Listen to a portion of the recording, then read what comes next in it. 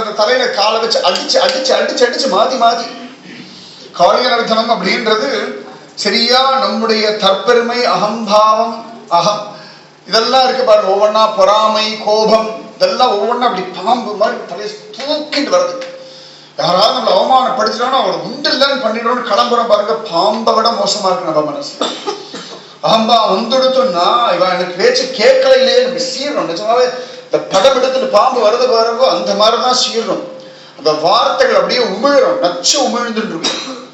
நிஜமாவே நம்ம வார்த்தைகள்ல வர நச்சு பாம்புடைய விஷத்துல கூட பயங்கரமான நச்சு. நம்ம வாயிலேந்து வரக்கூடிய வார்த்தைகள் இருக்கு பாருங்கோ, அது என்ன பேசும்னு தெரிய மாட்டேங்கிறது.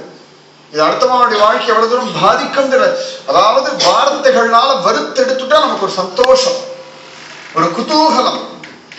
அப்ப இந்த அகம்பாவம், தற்பெருமை, பொறாமை, கோபம், வெறுப்பு, கெட்ட வார்த்தைகள் பேசி அடுத்த வாழை கேவலப்படுத்துறோம், வசந்தி பேசுறோம், அடுத்த வாழை பத்தி தவிர்த்தவா பேசுறோம், இதெல்லாம் ஒரு படம் எடுத்து சீர்ற பாம்பு. அது எல்லாத்துலயும் பகவான் தன் காலை வச்சு அடிச்சு அடிச்சு அடிச்சு அடிச்சு அழுத்த. எத்தனை தடவை நமக்கு பொறாமத்துக்கு அடுத்த வாழும் தெரியாது, நிச்சயமா நமக்கு தெரியும், நமக்கு நன்னா தெரியும். நமக்கு தெரிஞ்ச ஒரு விஷயத்தையே இன்னொருத்தர் அழகா பண்றா அப்படின்னா நமக்கு அந்த பொறாம ரொம்ப நன்னா பண்றேன் அப்படின்னு. ஆனா மனசுக்குள்ள பொறாம அப்படி பொங்கி வரும். அப்புறம் கொஞ்ச நாள் கழிச்சு இந்த பொறாம மாறும். ஏண்டான்னா கண்ணன் அந்த பொறாம மேல நின்று ஆடி அடக்கிறான். நமக்கு தெரியும் நமக்கு அகம்பாவம் இருக்கு, நமக்கு பொறாமை இருக்கு, நமக்கு வெறுப்பு இருக்கு. இந்த பாம்பு தலைமாறி எல்லாம் தூக்கிறது, கண்ணன் அது மேல ஆடி ஆடி ஆடி ஆடி ஆடி நம்முடைய அகம்பாவம், தற்பெருமை இதெல்லாம் அடக்கிறான். அழகான காளிய நர்த்தனம். ஒவ்வொரு படத்திலையா ஏறி ஏறி குதிச்சு குதிச்சு குதிச்சு ஜோராச்சு வட்டம் அடிச்சு அபிநயம் எல்லாம் பிடிச்சு பார்வதி தேவி இப்படி பாக்குறா. சிவபெருமன் இப்படி பார்த்தா, சிவபெருமன் என்ன பாக்குறாங்க, இல்ல நீங்க தான் நன்னா ஆடுவே, நீங்க தான் நடராஜன் நினைச்சேன், இவர் அதை விட பெரிய நடராஜாதி ராஜனா இருக்காரு அப்படின்னு.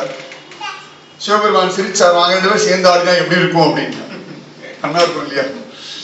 நடராஜனும் ஆடணும், நர்தனராஜனும் ஆடணும். நர்தனராஜன் அது நடராஜன். பார்வதி தேவி சொன்னா தாங்காது பூமி அப்படின்னு. அவர் ருத்ரதாண்டவமா ஆடுவார். இவன் கிட்டத்தட்ட ஒரு ருத்ரதாண்டம் தான் ஆடின்னு இருக்கான். மற்றவாள்லாம் பார்த்து ஆஹா ஜோர் அனுபவிச்சுட்டு இருக்கா.